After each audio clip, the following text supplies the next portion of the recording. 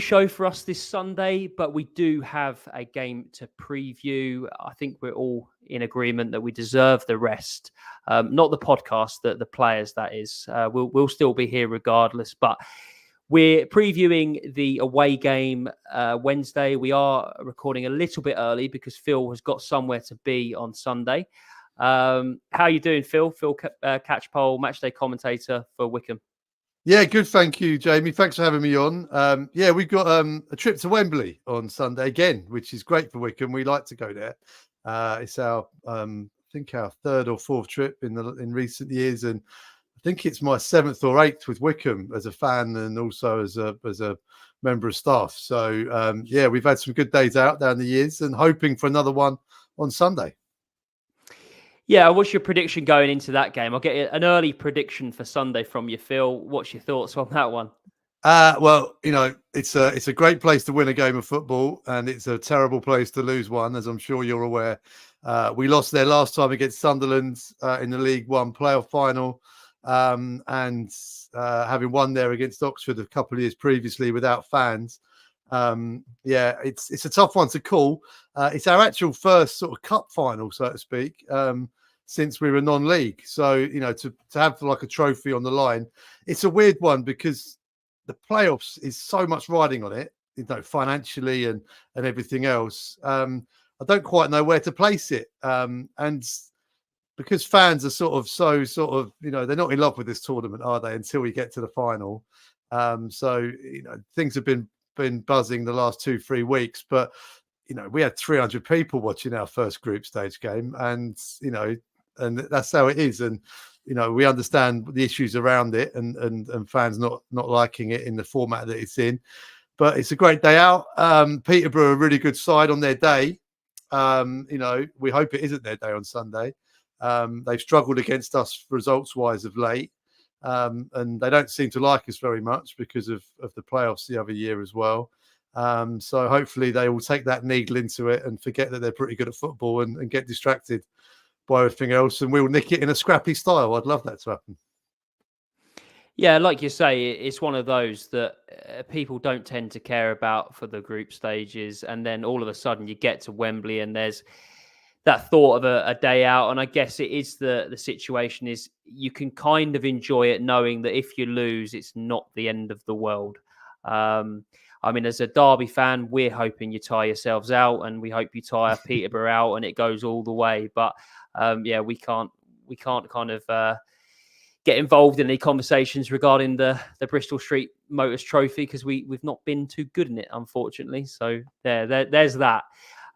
We're obviously going to talk about the game on Wednesday, but I really want you to kind of sum up the season so far. I know that we had you on for the reverse fixture, and you were able to kind of give us the lowdown on the start of the season. But what's happened since that December game at Pride Park, Phil?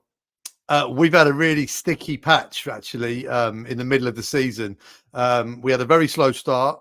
We then recovered and were playing a sort of a very different brand of football that Wycombe fans have been used to, certainly under Gareth Ainsworth era. And things sort of came together in the autumn. We had a really good run of form, and then we kind of fell off a bit of a cliff, really, results-wise, and certainly some performances as well. It looked like we might be turning a corner at your place because we got that very late equaliser, and we were hoping that was going to be the springboard to get us out of it. But things over Christmas didn't really improve. Manager was under quite a bit of pressure from certain sections of the fan base, and then January we had a really good window in January and changed formation and sort of retooled up, if you will, to kind of get the players to kind of fill those positions, and since then the form's been really, really good.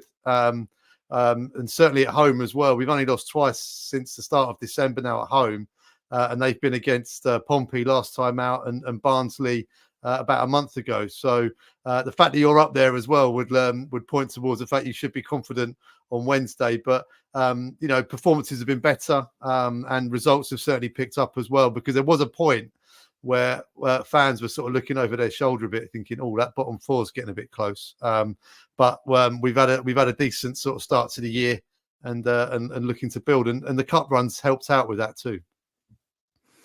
Yeah, and I guess you talk about form, and you're coming off the back of a 0-0 result against Blackpool. Obviously, you mentioned the 3-1 loss against Portsmouth, which, we played them the other night. They're a fantastic team. They're probably going to finish top of the league, so there's no disgrace in that. But then 3 consecutive wins, 2 of them coming at home against Wigan and Northampton, and also kind of keeping clean sheets as well. I guess the anomaly there is the 3 goals conceded against Portsmouth, but things seem to be okay at the back. You haven't conceded too many goals over the last 5. No, it's been solid, and we've been fairly solid throughout the season. Really, when we've shipped a few goals in games against the sort of the bigger teams, but we've been largely solid. We started off the season with 3 at the back with the wing back system, and we weren't conceding huge amounts of goals in that system in that sort of middle part of the season, but we couldn't really seem to make it click creatively, which then puts pressure on your defence. But we've gone to a back 4 again, and Joe Lowe and Ryan Tafazoli have been excellent. We saw Nigel Lonvike, who won the title last year with Plymouth on loan from Wolves. He's been a really good addition too. So we've got some strength in depth, certainly at the back as well. So defensively, we look pretty solid, but we know we're going to need to be against Derby as well. Certainly off the back of a tiring game at Wembley. But I'd imagine there'll be rotations. But we changed 3 positions out of the back 4 on Monday from that game against Pompey, and Blackpool's a tough place to go, and we got a really good 0-0 there. We were unlucky not to do a smash and grab at the end, hit the bar in injury time. But defensively, 3 out the back 4 changed, and we looked really solid against a good side at Blackpool. Yeah, we're speaking off air just quickly before we went live, and I kind of put it to you. Do you think you deserve to be mid-table? Was that kind of the expectation? And your thoughts are, with it being a season of transition, that's fair? Tell us a little bit more about that. Yeah, at this stage of the season, you deserve to be where the league table tells you what you are, because I think it's been a slightly weaker League One compared to last season, but we've had a huge amount of transition. Obviously, we lost Gareth last season, and we got Matt Bloomfield back, and no one knows more about Wycombe Wanderers than Matt Bloomfield. He's clocking up, bar his little 4.5-month stint at Colchester, he's been with the club for 21 years. But with that, it's a bit like the Fergie and the Wenger style. Gareth was with us for so long. Whoever replaced him had a huge job on their hands to fill his snakeskin boots, because he did such a great job at Wycombe. And Matt Bloomfield, I think, has done it the right way. He wanted to do it his way. He wanted to put his personality on the team, and it's about getting the balance right.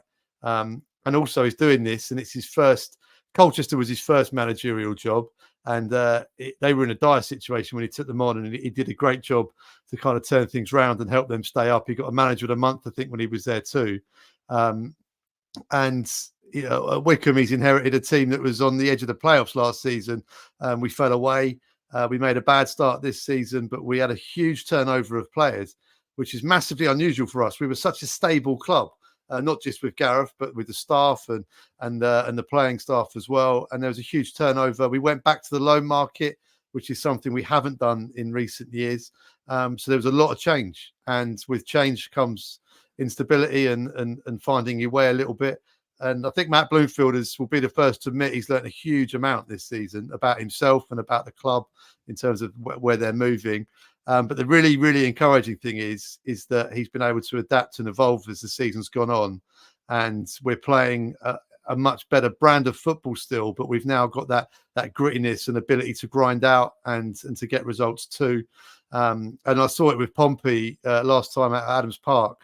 They were the most complete League One side I've seen, because they play great football, but when they need to, they can be shithousey and they can run the clock down and manage the game like every team in League One has to do sometimes. And they were a really good example of the blend of what you need.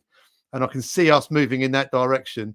Obviously, we don't have the budget of Pompey, and John Messina has done a great job. But I can see where Wycombe are moving, and it's in that direction, which is exciting. But mid-table's fair enough. I think that's where we're at. The cup final is a great little boost as well. It'll be fantastic if we win a trophy and finish in mid-table, and that'll be a really great platform for next season for us. Yeah, and I was going to ask. I mean, you've gone into it a little bit there, but what's the key differences between Bloomfield and Ainsworth, apart from their match day attire, which I don't think anyone can compete with Ainsworth, really, can they? Yeah, exactly that. And the thing that Gareth, the legacy of Gareth remains is the spirit of Wycombe. Is that at Wycombe everyone is allowed to be 100% themselves. There's no one trying to be anything to fit in a certain way. And Matt Bloomfield is very much a tracksuit manager. That's how he's comfortable. That's what he wants to do, and the club backs him in that as well. And it's still that environment which allows everybody to be unashamedly themselves, but part of the team. So yeah, I think the main differences was I think that Blooms wants to get the ball down and play more. I think, and in terms of the approach to the final third, yes, we can still be direct a bit, but we're actually playing a lot more football with the ball on the deck, which is, I'm sure a lot of other League One fans listening to this will realise is quite a huge departure from where we were with Gareth Ainsworth. I still believe there's a fantastic amount of snobbery in the lower leagues because Gareth was incredibly successful. And looking at the teams at the top of the table, it's no surprise to see Pompey, who can mix it up a bit. Paul Warne is a great example with Rotherham and now with you guys of playing a certain way to get out of League One. So yeah, I think Blooms has kind of softened it a bit, but we've retained some of those sort of key identity points that Ainsworth had with us as well. But yeah, we play a lot more football, and I think that's been a good thing.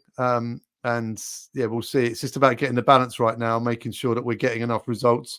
And since January, we've achieved that. There were times in December where we were getting done by teams who were playing like the Wycombe of old, which was quite difficult to watch for a Wycombe fan, seeing someone bring our party to the ground and do us on our own or our former terms. But yeah, it's been good to see Blooms get his head around it and turn it around.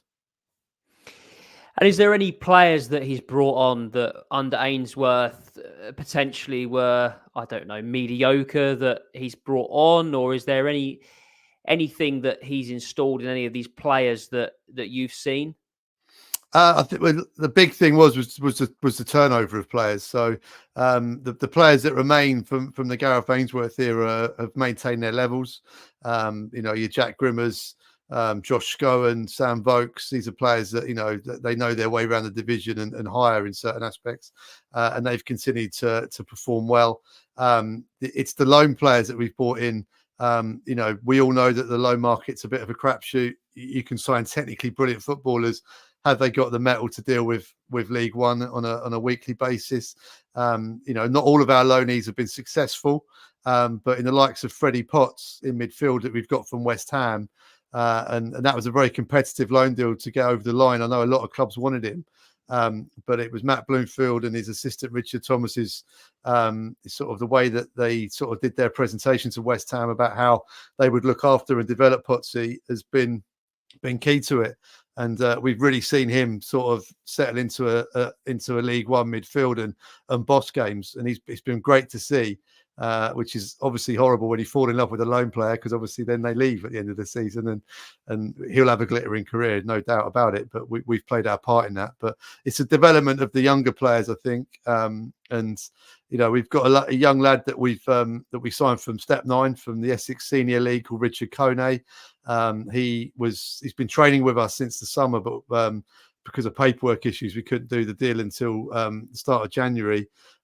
He's been blooded into the team. He's got goals in League One. He's got goals in the Bristol Street Motors Trophy, and it's been for a club like our size to take players like that from that level and get them into the league and make them assets. That's been great to see with Blooms, and it's something we've done in the past with Vanis Rametti and players like that too. But it's been great to see Blooms developing as what was a cornerstone of our team as a player, then as a coach under Ainsworth, and now as a manager. He's still got that sort of arm around the shoulder coaching ability. And as a player, no one worked harder than him. No one trained harder than him. And as a manager, he's had that ethos as well. And he's continued that with all of our new players. They understand what it takes to be a Wycombe player. Yeah, and I guess with him having the legacy at the club, it probably affords him a bit more patience within the fan base, and you feel that you're going to get a bit more longevity out of him. I mean, if he goes next year and takes you up or gets you close and the eyes are on him, I mean, do you worry about losing Bloomfield or not? Look, it's a great problem, isn't it? Managers either go because they've been fired or they go because they've done a great job. So Wycombe aren't a firing club. We've shown that with Gareth. He should have been fired after his first season. The club didn't have any money; they couldn't afford to do it. And in hindsight, what an amazing decision that was, because we went from the very bottom of League Two to the Championship for the first time in our history. So, had they had the money, who knows where we'd have been or where we would be now. The chairman backed the manager when fans were putting huge pressure on him over New Year, and said, "Look, we appointed him. We're working with him. We work together as a club." So there'll be a certain amount of loyalty there from both sides, you'd expect. But listen, if we're top of League One at Christmas next season, and there's lots of big clubs knocking on the door, Blooms has got a young family. He played the majority of his career in the bottom divisions. So, we saw it with Gaz that the paycheck will come along and at some point a manager will look to move on. But if they've done a really, really, really good job, then you have to say that it's a nice headache to have, isn't it? Because, they'll leave you in a much better position than where they took you on. So I don't think anyone would begrudge it, but I think there's a lot of water to go under the bridge before we get to that point. Yeah, definitely. No, I agree. It's something, I suppose, that's always in the back of your mind when a manager is doing well, especially at League One level, because there's Championship clubs that will be constantly looking to see who's doing a good job, who's developing players, and who's achieving maybe a little bit above their station. We've already talked about obviously being mid-table. That's where you're going to finish. But you do have a part to play. You could stop Derby getting automatic promotion. We know the stories. We don't have to go into them about what's happened previously between the two clubs. There seems to be, I guess, a little bit of rivalry, a few crosswords on social media. What would it mean in your eyes if Wycombe were able to stop Derby getting automatic promotion? We couldn't care less. We hope you have a good season. We're in it to finish as high as we possibly can, and that means the 3 points against Derby on Wednesday are really important, but they're no more important than the 3 points that we'll take hopefully at Shrewsbury on the Saturday. We have no beef with Derby. We have beef with Mel Morris as you guys should have. But in terms of your fans and players, etc. No, there's no, we won't be trying to win any more than we would against any other League One team. That's how it is. As fans, you deserve to be in the Championship for the size of your club. But unfortunately, as you found out, a football club isn't judged just on what it does on the pitch. You were appallingly run off the pitch, which is why you're at the level you're at now. And as a fan base, we hope under Paul Warne, you can go back to your natural level and kick on from there. But, Wednesday, who knows what situation we'll be in emotionally, physically after a final at Wembley on the Sunday. But as I said, with the rotation wise and whatever, Matt Bloomfield, or whatever the result on Sunday, will be looking to get the 3 points because he wants to finish as high up the table as he possibly can. A top half finish. But at the moment, we're 13th. We were 12th the other week. A top half finish psychologically for the fans and everybody connected to the club would be great. But it's pretty tight in there. So yeah, it's a big 3 points for us on the Wednesday, but no bigger than the Shrewsbury after. So yeah, there won't be anyone pulling out all the stops just because it's Derby. That's fine. You haven't got any worries there. Well, I think for us, obviously, we've got 4 cup finals left. That's the way I look at it. Obviously, you've got your cup final under the arch. We've got ours at Wycombe, Cambridge, and a couple at Pride Park. So I think we're going to bring, a lot of loud fans, and I think there'll be from a Wycombe side of things, because you're either going to be coming off the back of a win or a loss at Wembley. So it's set up to be a fantastic game. Obviously, the reverse result was a 1-1 draw. You mentioned earlier that late penalty. Joe Ward had a habit of giving away penalties around that time. What's your thoughts in terms of how you'll set up for this one? Obviously, I know we've talked about maybe being a bit jaded, but do you think you'll revert back to how you've played all season? What's kind of your thoughts going into the game, and potentially how do you play at home? How will Derby see Wycombe at home? Will be a 4-2-3-1. I'd imagine that's what we've been fairly settled on now since just before Christmas. It's brought about a change in performance and certainly a change of results as well in the new year. So we'll definitely be a 4-2-3-1, I would guess. I think there'll be rotations from Sunday. So if you're going to be watching the game on Sunday, I'd be staggered if we have an unchanged line, unless we sort of destroy Peterborough and you think, well, how do we change that? I'd imagine there'll be tired legs after Sunday, and I imagine there'll be rotation. And like I say, squad wise, we've certainly got fitter players in the defensive positions more readily to rotate. But yeah, I think there will be fresh legs out there, but there'll also then be a combination of players that would have played the vast majority of the game on Sunday and possibly extra time as well. We like to press high, I think as well. I think under Paul Warne, he's a guy that, would probably lean more towards our former style in terms of getting how his teams to play. And like I say, I'm a huge fan of him, of what he's done at Rotherham in terms of getting teams out of League One. He knows how to do it. He's a fantastic guy. He speaks about the game so well. So from that point of view, you really hope it's someone like Paul Warne that's getting a team up. And he respects the division. He's not a football snob. He's not a purist. He's about results. And I'd imagine he would absolutely love a scrappy 1-0 win, as I'm sure you guys would as well. I think we'll be competitive. It'll be physical. Obviously out wide, players, Derby have got some good players out wide. So I think that could be where you have joy with us. Sometimes our fullbacks can be a bit exposed and overloaded. We saw it with Pompey, with Abu Kamara, who assisted all 3 goals. So if you've got someone on form out wide, then you could have some joy. But there were large parts of that Pompey game where it was very, very even, and we weren't far off. But Pompey know how to win games, as you guys do and have demonstrated. So I'd hope it'll be tight for large parts of the game, but we will chase the result if we're down in the game as well. So like I say, we'll be fully going for the 3 points regardless of the situation, because we want to be top half. Yeah, exactly, and it's been a tough place to go previously for Derby. So I do think we know that we're in for a game, regardless if you're tired physically, mentally from Sunday. We're still going to have to come and be at our best. And you've said there about Warne kind of respecting the league and respecting opposition, and he's always saying, we need to be at our best and we need to deserve the 3 points. So I don't think we're going to come and expect anything from that game. For me, it's the one I look at and think, if anything's going to happen, if we're going to slip up anywhere on this run-in, it's potentially going to be at Wycombe. So like I've said previously, it's set up to be an amazing game. Who would you say is your danger man then? Who's going to cause Derby the most problems on Wednesday? Oof. Let's see. Kieran Sadlier at home has been excellent for Wycombe Wanderers, his home form especially. He plays out on the left-hand side. When he's ticking, then we're looking really good up top. I think there's a Berrily Labala who will definitely feature, I think, on Wednesday. He's cup tied because we only signed him in January, but he's a really hard-working striker.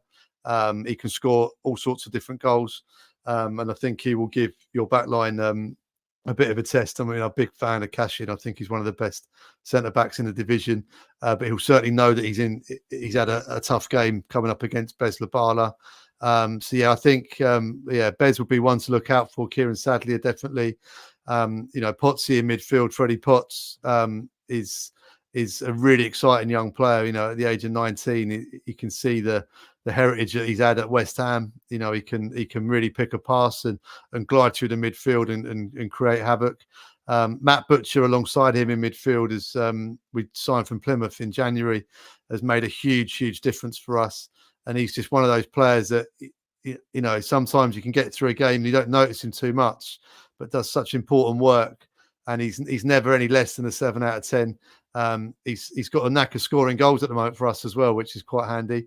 But he's been a real real big boost for us. So he may not catch the eye on Wednesday, but if he's starting and playing, he's certainly someone that will make it trickier for Derby too.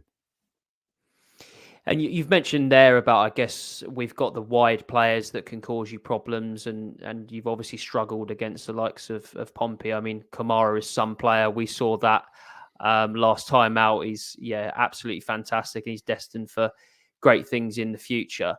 But is there any other weaknesses that you think Derby could exploit on Wednesday? Not really. No, I mean, we've had, like, every team goes through a stage of a season where set pieces were a little issue. That's been tightened up. I think, it's out wide really, which, again, most League One teams will struggle. If you've got someone on form with pace out wide, it can really stretch a game. So I think that's really kind of it, to be honest.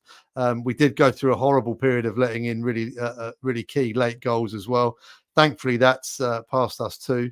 Although, if you've got a 1-0 lead or you're holding on to a draw and there is the ball flying into your penalty area, all football fans obviously think the worst.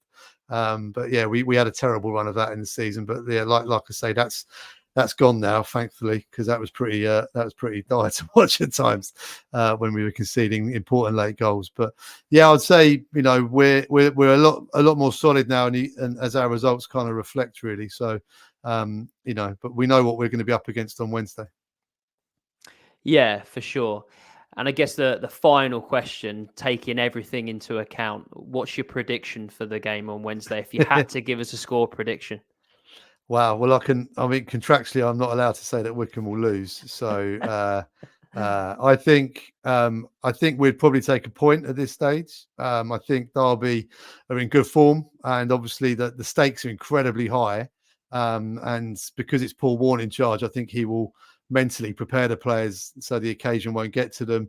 So I think it'll be a good performance from Derby. I think Wycombe will go toe-to-toe, and I'm going to go for an entertaining 1-1 draw.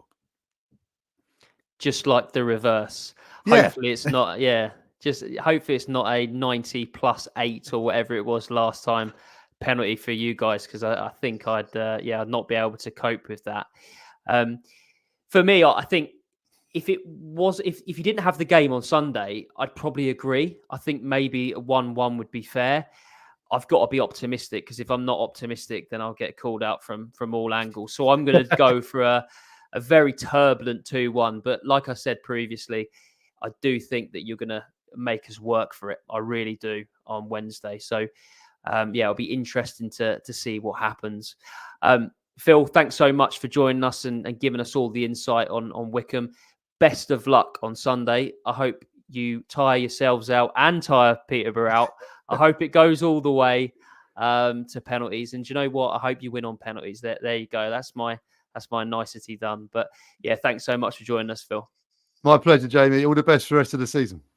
Thank you.